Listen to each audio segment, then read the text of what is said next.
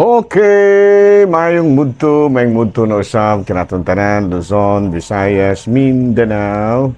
Mayong mudto Philippines, mayong mudto world, mayong mudto universe. Ana na punta mga higala. Dindig atong tulumanon sa kahanginan, CONA, Catechesis on Air.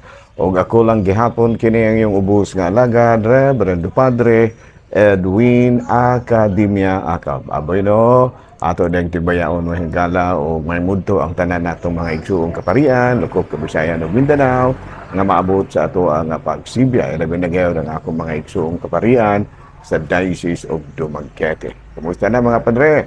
Labi na gayon ang atong talahurong obispo mahigala, Bishop Polito B. Cortez.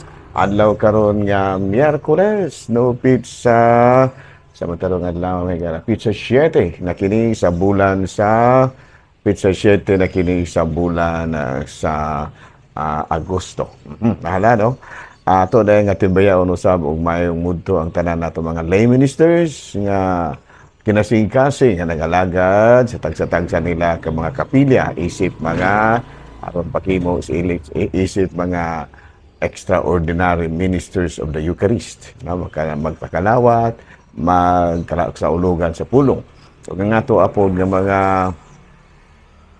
mga kining gitawag na to og mandated organizations ato nga ato pagkatimbayaon og may mudto ang ato ang mga members of Legion of Mary, no? Kumusta na, no?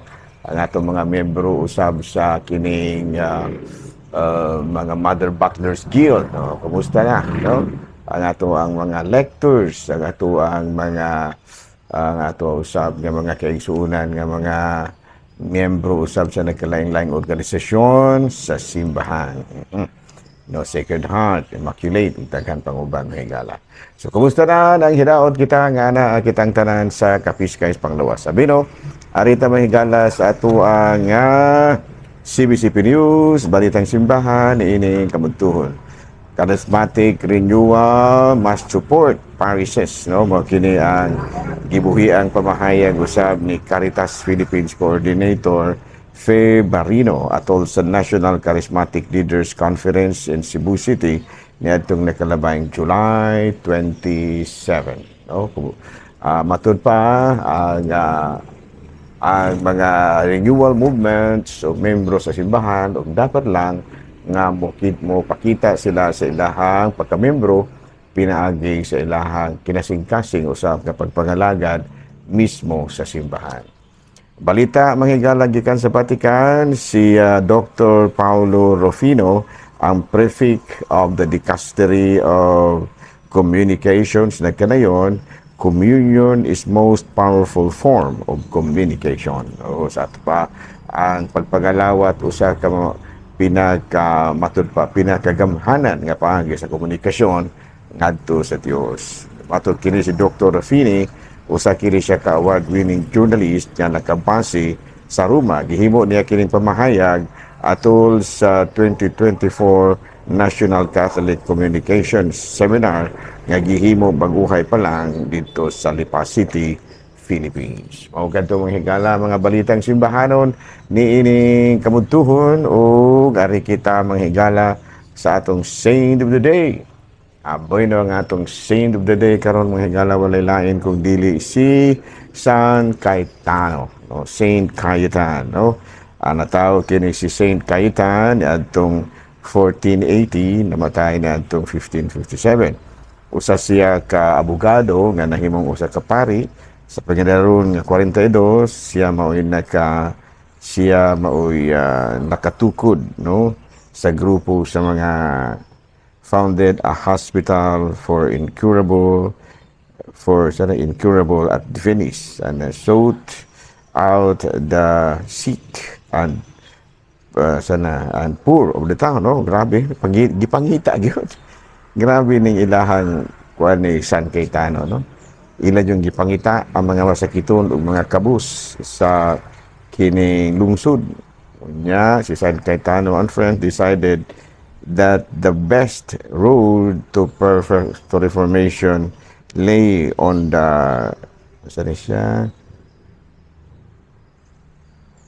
on renewing the spirit and seal of the clergy. One of them, Pope Paul IV, founder of Monte de Piedad and Mountain of Piety, non-profit organization. Sa ato pa, kini di ay sila si San Cayetano, mga kaubanan, no? Nga mahimo ganing usagyod ka Santo Papa, si Pope Paul IV. Pope Paul IV.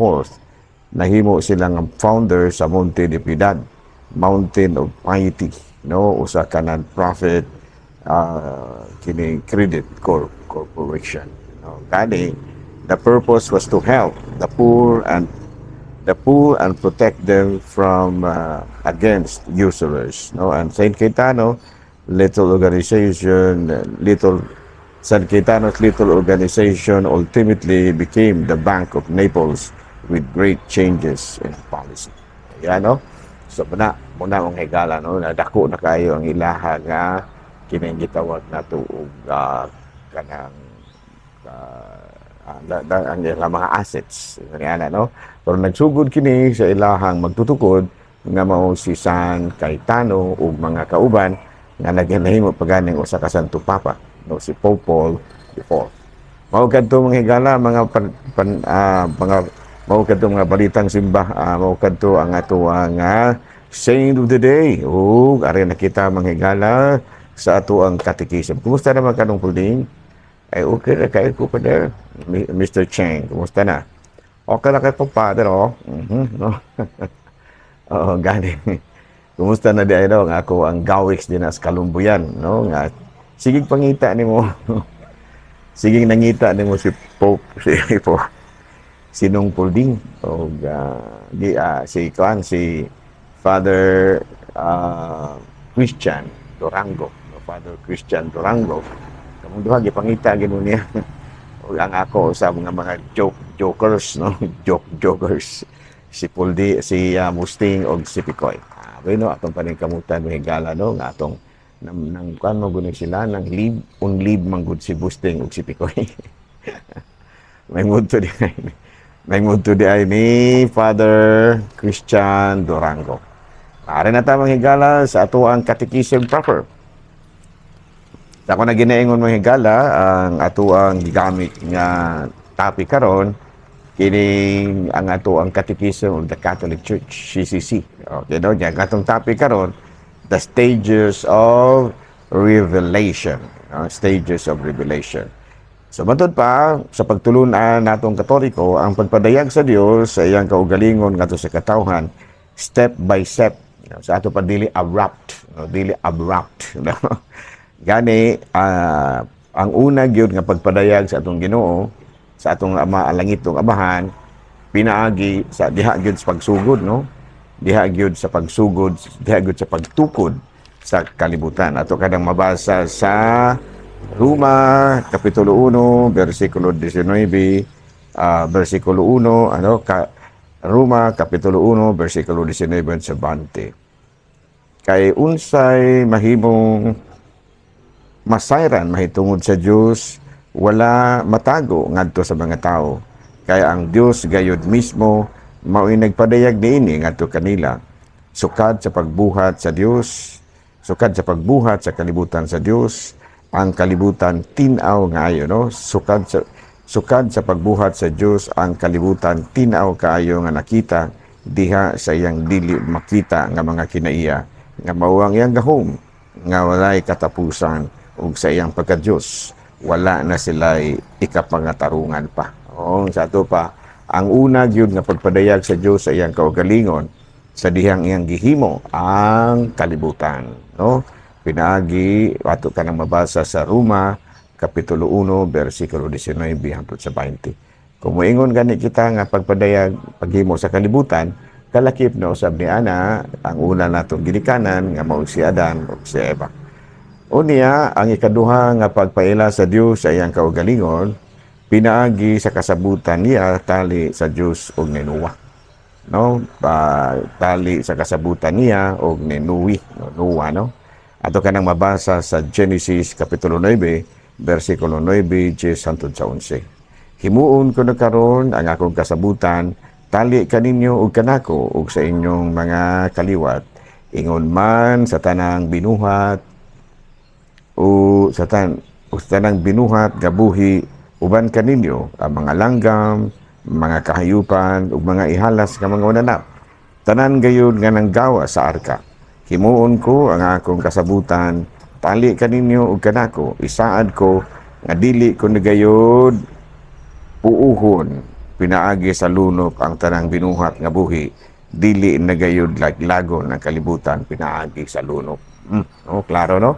Sa to pa the second stage sa pagpadayag sa Dios sa iyahang pagpadayag ni sa iyang kaugalingon pinaagi sa kasabutan niya og si Noah. And the third is pinaagi kang Abraham, no? Atong mabasa sa Genesis Kapitulo 16, versikulo 5 sa 8. So karon ang imong ngalan, dili na Abraham, kundi amahan. Kundi Abraham, sa ato pa amahan sa kasanasuran. Kay gihimo ko man ikaw nga amahan sa daghang mga nasod. Pasanayon ko ang imong mga kaliwat ug ang uban kanila mahimong mga hari. Mudaghan pag-ayo ang imong mga kaliwat ug mahimo silang mga nasod. Tumanon ko ang akong saad kaninyo ug sa umaabot nga mga kaliwat. Ingon nga walay katapusang kasabutan. Mahimo ako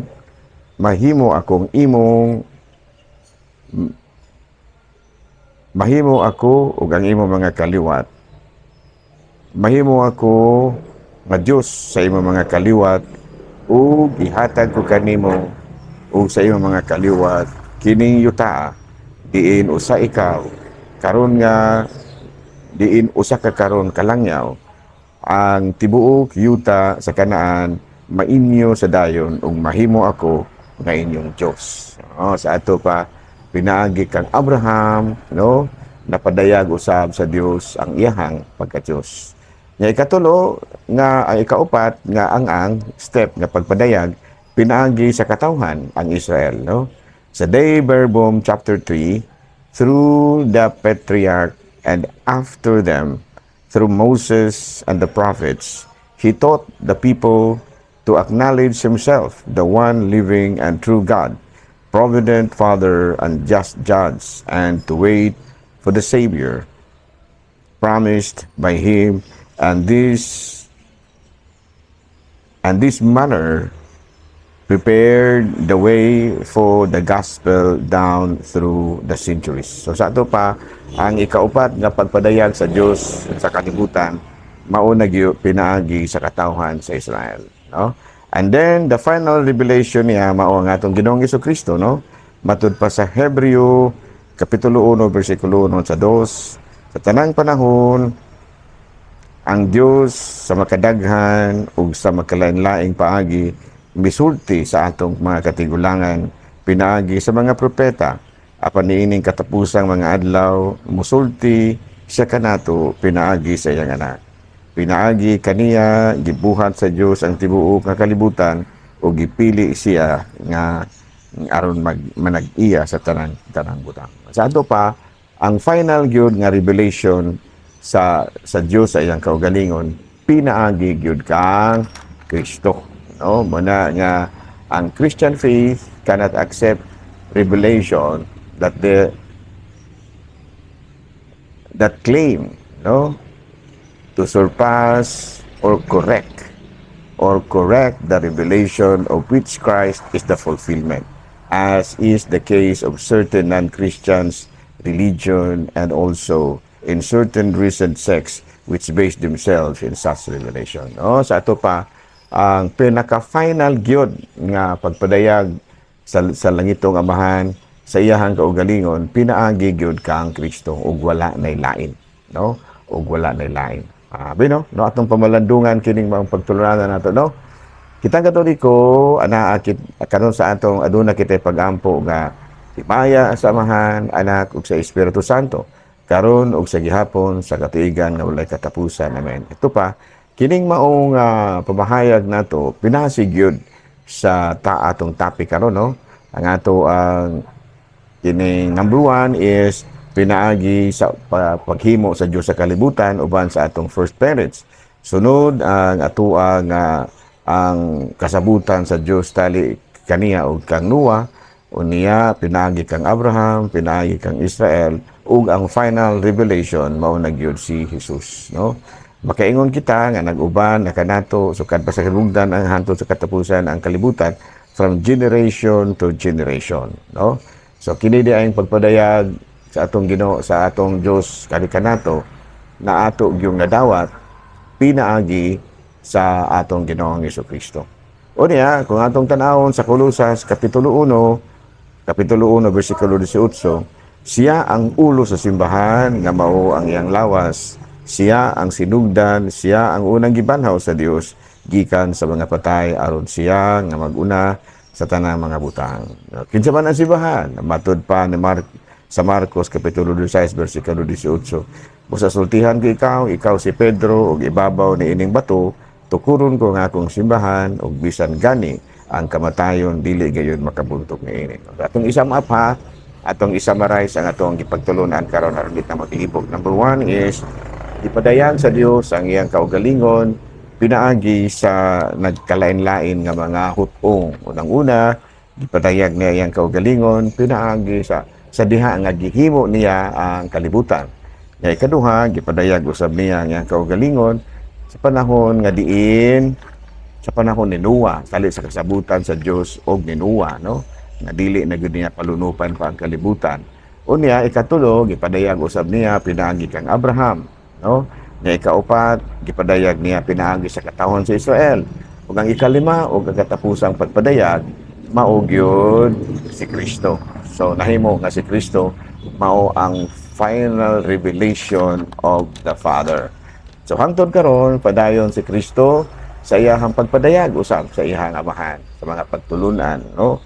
O gani kung atong basahon sa Kolosas kapitulo 1 bersikulo 13, gipadayon ang pagpanudlo ni Kristo pinaagi sa iyang lawas nga mao ang simbahan, no? Kay matud pa sa Kolosas kapitulo 1 bersikulo 18, siya ang ulo sa simbahan nga mao ang iyang lawas, siya ang sinugdan, siya ang unang gibanhaw sa Dios gikan sa mga patay aron siya maguna sa tanang mga butang. O sa ato pa ang nagpadayon karon, no, sa pagtudlo sa pagpadayag sa Dios ngadto sa katawhan pinaagi kang Kristo mao gyud mismo ang simbahan, no? Gani kung atong basahon kung makutana kita unsa mong simbahan sa Marcos kapitulo 16 bersikulo 8, sultihan ko ikaw si Pedro ug ibabaw ni ining bato tukuron ko nga akong simbahan ug bisan gani ang kamatayon dili gayud makabuntok niini. So kita mga Katoliko, we are proud to say nga ang simbahan nga gitukod gud ni Kristo tungod kay ang pinaka Santo Papa magyud nato, ang pinakauna ginato nga Santo Papa nga diin dia gitukod ang simbahan mao man si San Pedro. No, klaro gani ang kining lubnganan ni San Pedro atoa man mismo dito sa Basilica del San Pedro, no, dito sa Roma. Okay, klaro ha. So, nakasalamat sa inyong pagpatalinghog ug ako lang gihapon kini yung ubos nga alagad Reverendo Padre Edwin Academia Acab, manamilit na usab kaninyo ug manalangin kanato ang Dios nga makagahom tanan, Amahan, Anak, Espiritu Santo. Amen. Good noon, Pilipinas.